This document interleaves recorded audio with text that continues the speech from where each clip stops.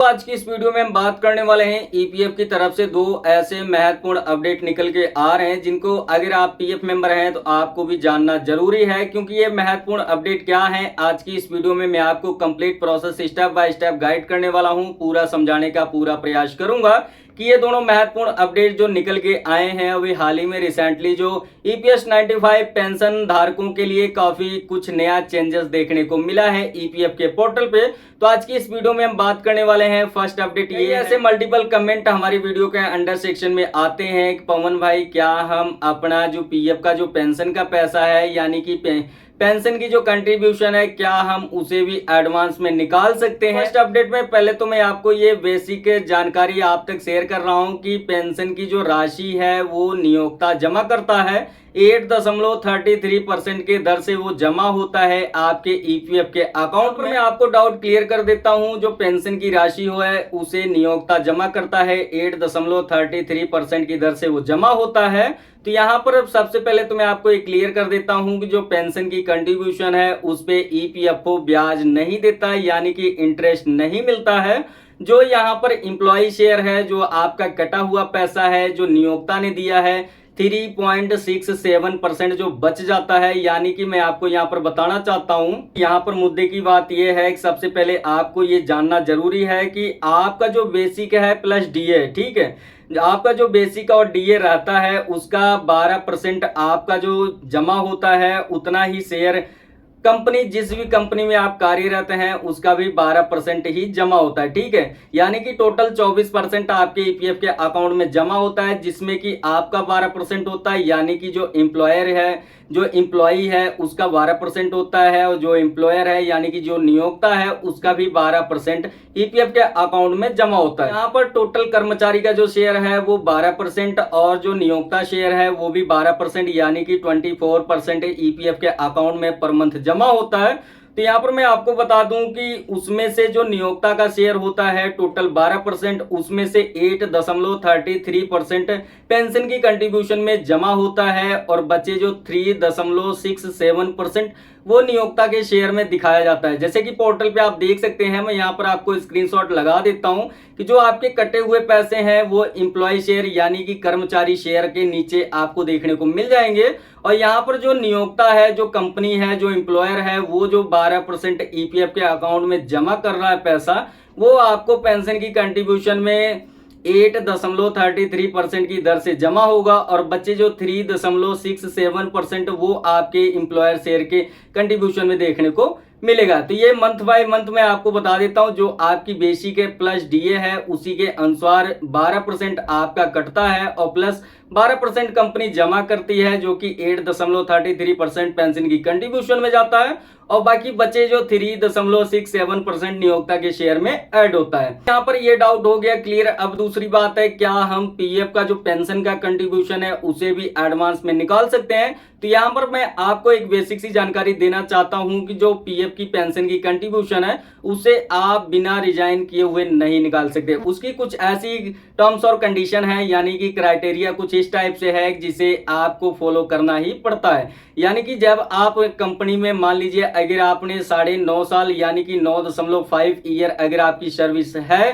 तो आप अपना ईपीएफ का जो भी पैसा है यानी कि जो एम्प्लॉयर शेयर है, जो एम्प्लॉय शेयर है, जो पेंशन की कंट्रीब्यूशन है, तो ये आप तीनों का योग आप संपूर्ण अंश राशि को विड्रॉल ले सकते हैं। लेकिन अगर आपकी सर्विस 9.5 साल यानी कि 9.5 ईयर कंप्लीट हो चुकी है, तो उसके बाद आप अपना employer share plus employ share और प्लस जो पेंशन की कंट्रीब्यूशन है इसे आप निकाल नहीं सकते। यानी कि यहाँ पर कहने का मतलब है, जो आपका कटा हुआ पैसा है जो कंपनी ने जमा किया है 3.67%, वो यही दोनों आप निकाल सकते हैं। पेंशन की जो कंट्रीब्यूशन है उसे आप विड्रॉल नहीं ले सकते। मुद्दे की बात यह है, पेंशन की जो कंट्रीब्यूशन है अगर आपकी सर्विस 9.5 साल कंप्लीट हो जाती है तो उसके बाद आप पेंशन का पैसा नहीं निकाल सकते। उसके लिए आप जब भी एलिजिबल होंगे, यानी कि जब आप 58 ईयर के कंप्लीट हो जाएंगे, जब आप 58 साल के हो जाएंगे उसके बाद आप फॉर्म 10D अप्लाई करेंगे। 10D अप्लाई करने के बाद जब वो क्लेम सेटलमेंट हो जाएगा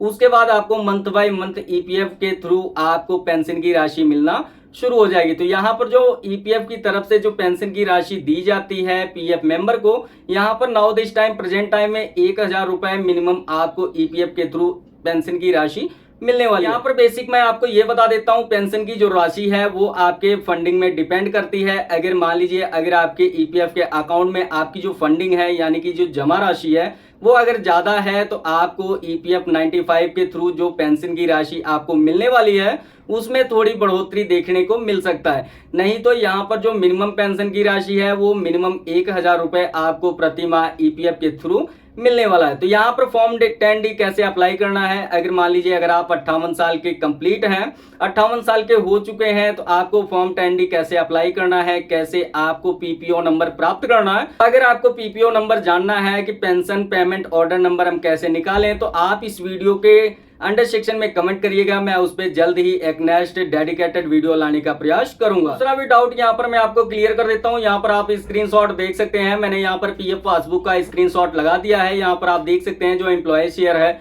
उस पे पेंशन की जो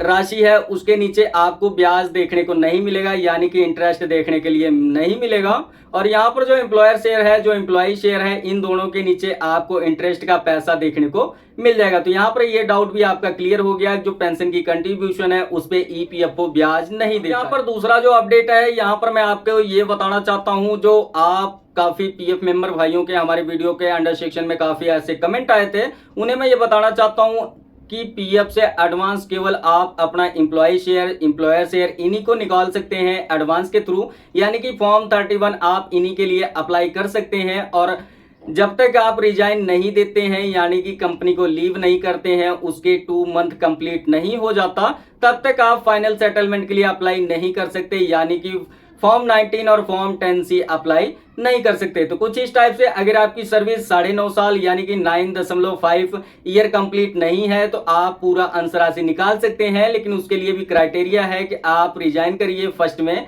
और उसके बाद रिजाइन के 2 मंथ कंप्लीट होते ही आप अपने ईपीएफ के अकाउंट में जो आपका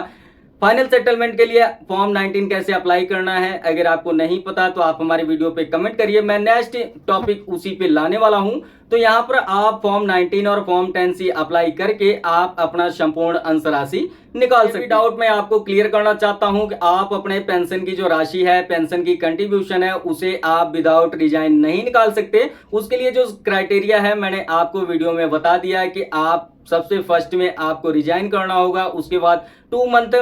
यानी कि डेट ऑफ एग्जिट मेंशन होने के बाद आपकी मेंबर आईडी के साथ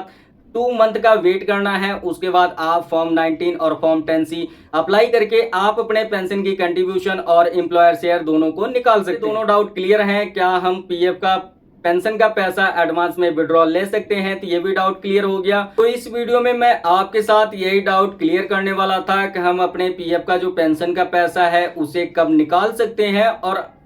यहाँ पर पीएफ के पेंशन के जो पैसा है यानी कि जो पेंशन की कंट्रीब्यूशन है उस पे ईपीएफओ की तरफ से ब्याज हमें देखने को नहीं मिलता। फिर पीएफ मेंबर के ये भी सवाल रहते हैं, सर हमारा कितना पैसा हमारे पीएफ के अकाउंट में यानी कि हमारी जो बेसिक है उसका कितना % हमारा ईपीएफ के अकाउंट में जमा होता है। तो यहाँ पर मैं आपको बता दूं, आपकी जो बेसिक है प्लस डीए है उसका 12% आपका आपके पीएफ के अकाउंट में कट के पैसा जमा होता है। और यहाँ पर जो नियोक्ता है यानी कि जिस भी कंपनी में आप कार्य कर रहे हैं वो कंपनी आपको 12% आपके ईपीएफ के अकाउंट में जमा करती है, जिसमें कि 8.33% आपके पेंशन की कंट्रीब्यूशन में जमा होता है, यानी कि जो नियोक्ता शेयर जमा करता है उसका 8.33% आपके पेंशन की कंट्रीब्यूशन में जमा होता है, और बच्चे जो 3.67% ये इन नियोक्ता शेयर के अंडर रूट में आप देख सकते हैं। यहाँ पर मैं मार्किंग करके दिखा देता हूँ कि ये जो नियोक्ता यानी कि एम्प्लॉयर शेयर के अंडर सेक्शन में शो हो रहा है। तो यहाँ पर आप देख सकते हैं कि यहाँ पर आपके ईपीएफ के अकाउंट में टोटल 24%